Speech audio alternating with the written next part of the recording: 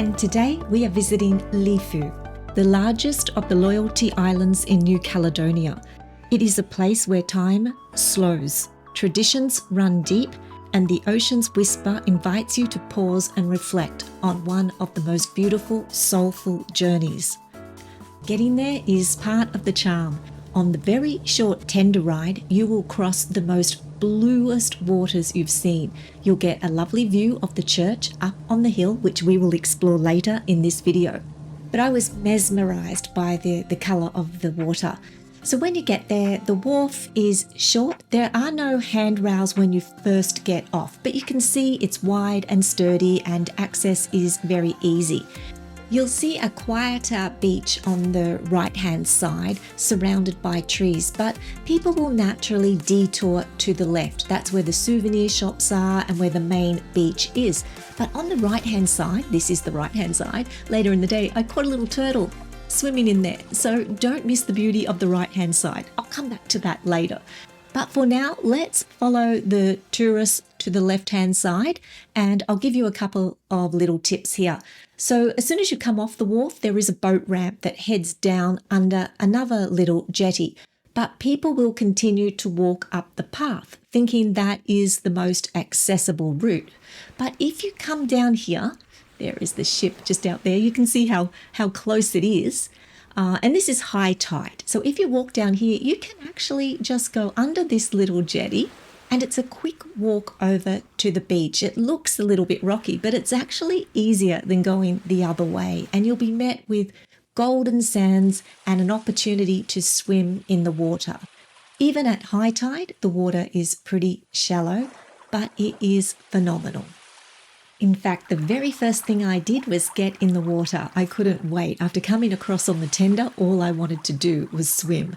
But there are other things to do. So let me show you what happens if you continue to walk along that path with everyone else. You'll see here that it's actually steeper to get down to the sand than if you go under the jetty.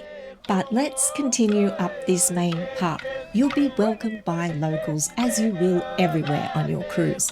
And if you continue up the steps where the main area is, you'll find lots of locals selling souvenirs, sarongs, and some really beautiful crafts. There is a kava bar if you want to try some kava, but the local crafts are really beautiful. You can take USD, Fijian dollars, or Australian dollars. And I got one of these really lovely necklaces for $15. So after you get your souvenir, you may want to go and look at the church, the Notre Dame de Lourdes. Some people say you have to pay and you will find a donation box, but it's not compulsory. However, I think it's the right thing to do. So maybe throw in a $5 Fijian or Australian note when you're there. The climb is 1.25 kilometers to the top, so a 2.5 round trip. And at the top of the climb sits the Notre Dame de Lourdes, a small Catholic church built in 1898 by the Catholic missionaries. It's simple and it's weathered by time, but it's not the building itself that takes your breath away. It is the view. From here, you can see your ship, you can see the turquoise reef line stretching out across the ocean, and the small white sands below where you began your hike. It truly is magical. Going down is always easier, but be careful of the steps. Overall, the climb is moderate but doable if you have mobility. Now, some of the hidden treasures of Lifou lie in their hidden beaches, which you can access by paying a local to take you over in a boat. Some cruises offer excursions also, but there are many snorkeling opportunities and some beautiful beaches without the crowds. Maybe check out Easo, Peng Hapetra, or Kiki Beach for some real hidden gems. If you're after something a little bit more adventurous, just a short drive from the port is one of Lifou's best kept secrets, the Luengoni caves, the secret caves. You'll pay about 15 Aussie dollars to enter, but the fee goes to the local family who care for the land. And inside there is a stunning freshwater pool hidden in the darkness of the cave. And it's deep enough to jump and swim. Climbing out takes a bit of effort, but it's totally worth it. But for me, on my peaceful adventure, I spent most of the time just laying on the left-hand side of the beach. I was there for so many hours that I didn't notice the tide going out, and eventually it was so shallow it was hard to swim.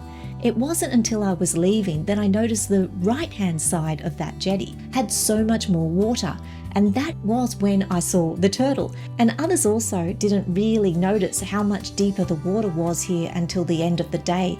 So I spent an hour just swimming, snorkeling, and enjoying the deeper water before I had to head back to the ship.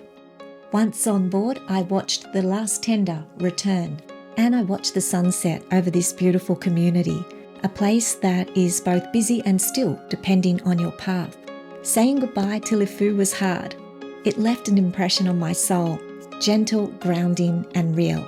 Lifou was the kind of place that doesn't just pass through you, it stays, and I will have beautiful memories here for a lifetime. Happy sailing.